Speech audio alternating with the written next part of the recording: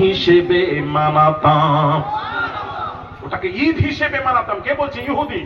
ভাইরা আমার, বাবাজিরা, ইবনু আব্বাস রাদিয়াল্লাহু তাআলা আনহু তিনি বলছেন, উত্তর দিচ্ছেন, ক্বালা ইবনু আব্বাস ফাইন্নাহা নাযারাত ফি ইয়াউমি ঈদাইন, ফি ইয়াউমিল জুমআ ওয়া ফি ইয়াউমি আরাফা।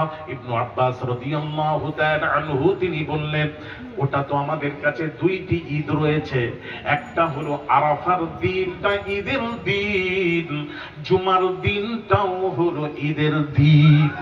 এই আয়াতটা নাযিল হয়েছিল আরাফার ময়দানে ৯ জিলহিজ্জা।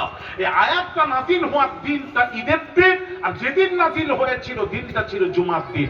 জুমার দিনও ঈদের দিন, আরাফার দিনও ঈদের দিন। আরেকটু জোরে।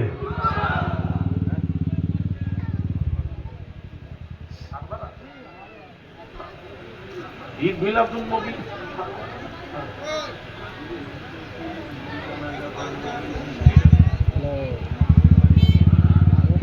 ভাইয়ের আমার, বাবাজিরা, সব হিস্ট্রিটাকে শুনুন। তেমন গাদিরের কি দাম, ভুল বোঝাবুঝি, বাবা মানুষ যে যার বুঝেছে, ভাইয়ের আমি বলছি একটু সেটা বলছি, একটু বলি দাম। ভাইয়ের আমার, বাবাজিরা, তাহলে বৎসরে আমরা একটু প্রমাণ করাই। বৎসরে আরো বুখারীর হাদিস আছে, আপনি যদি বলেন বুখারীর হাদিস থেকেও দেখাতে পারেন।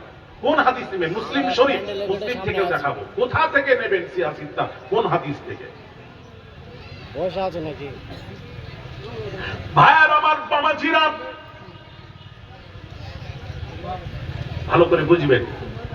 তাহলে বৎসরে হলো জুম্মা 52টা জুম্মা। বৎসরে জুম্মা কটা? 52টা জুম্মা। তাহলে 52টা জুম্মা নবীর হাদিস মোতাবেক 52টা জুম্মা, 52টা ঈদ। কটা ঈদ?